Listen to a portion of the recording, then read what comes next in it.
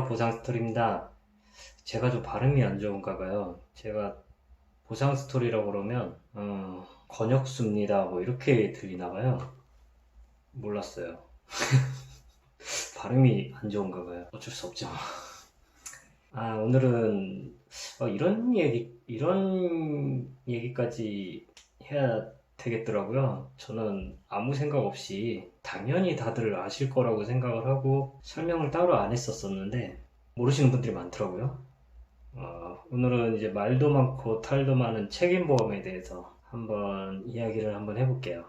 책임보험 뭔지 아시죠? 의무보험이라고 그러죠. 차를 굴리는 사람이라고 한다면 누구든 가입을 해야 되는 보험이죠. 책임보험 없이 운전하시면 안 되죠? 무보험차죠. 이제 책임보험이 있고 종합보험이 있는데 오늘은 이제 책임보험에 대한 얘기를 한번 해볼게요. 가끔 이렇게 상담을 하다 보면 책임보험만 들어도 되지 않느냐 이렇게 얘기를 하시는 분들이 있어요. 책임보험만 들어도 보상될 거 다 보상되는데 뭐가 문제냐? 뭐가 문제인지 진짜 몰라서 물어보시는 것 같더라고요.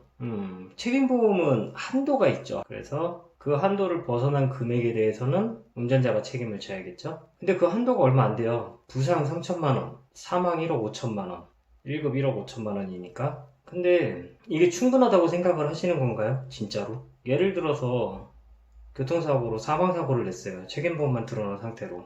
사망사고를 내게 되면 뭐 20세 정도 사람이 사망을 하게 됐다고 한다면 손해배상금이 한 5억 가까이 되죠. 만약에 소득이 있고 소득이 높은 사람이라고 한다면 더 넘어가겠죠. 그러면 1억 5천 빼고 나머지 3억 5천 다 물어내셔야 돼요. 누가? 운전자가. 나는 사고 안 나겠지.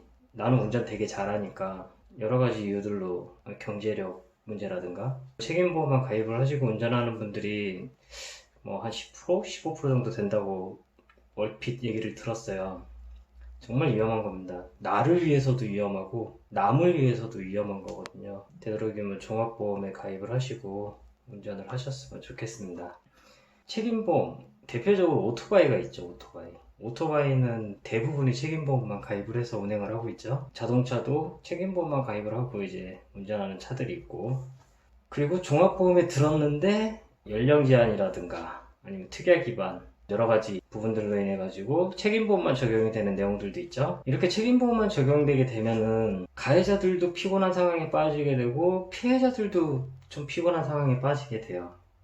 가해자 입장에서 먼저 말씀을 드리면 종합보험은 종합보험을 가입을 하는 대신에 아주 엄청난 혜택이 있죠. 형사처벌 면책이라는 엄청난 혜택이 주어지죠. 대신 이제 12대 중과실사고, 뭐 중상해 사망사고, 뺑소니, 음주사고 이런 걸 제외하고는 나머지는 형사처벌을 받지를 않죠. 그게 책임보험과 종합보험의 가장 큰 차이점이에요. 그리고 책임보험 같은 경우는 아까도 말씀드렸듯이 한도 금액이라는 게 있어요.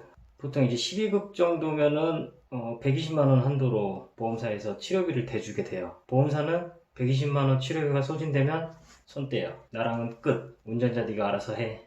피해자의 치료비에 대해서는 이제부터는 너가 알아서 해. 그러면은 피해자분들은 치료는 받아야 되는데 여기는 보험이 120만원이 끝이래요. 그게 치료비 플러스 합의금 다 포함이거든요.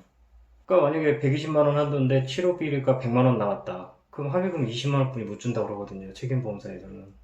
그럼 누가 합의하겠어요? 피해자들이. 안 하지. 그럼 어떻게 해? 내 보험의 무보험차 상해로 치료를 받게 돼요. 내 보험에.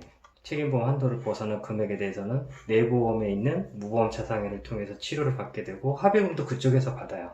이쪽 무보험차 상해에서 뭐 한 200만원 합의금까지 해서 남은 치료비까지 해서 뭐 2, 300만원이 나갔다. 그러면 내 무보험차 보험사에서 가해 운전자한테 구상금을 청구를 해요. 이 사람한테 이렇게 지급됐으니까 너가 내놔라. 다 책임져야죠. 누가? 가해 운전자가. 피해자 입장에서도 마찬가지. 뭐 일부 설명이 되기는 했지만 피해자들 같은 경우는 이제 무보험차 상해로 진행을 하는 경우가 많죠. 이게 일반 손해배상하고는 다르게 전부 다 보험 약관으로만 보상을 받을 수 있어요. 그러니까 보험사 약관 기준으로 아까 12급 위자료 15만원, 뭐 입원도 도시용로 임무 적용하면 240만원에 85%만 보상을 받을 수 있고, 그 다음에 통원치료 받을 때는 통원치료 하루당 8,000원만 보상을 받을 수 있고, 다 보험 약관 기준으로만 보상이 가능해요. 무보험차 상해로 소송하시는 분들은 없죠. 그러다 보니까 합의금이 적어져요. 근데 만약에 무보험차 상해도 없어. 가끔 그런 경우 있죠. 나도 책임보험이야. 무보험차 상해도 없어. 내 가족 중에도 아무도 없어. 그러면 내 돈 내고 내가 치료해야죠.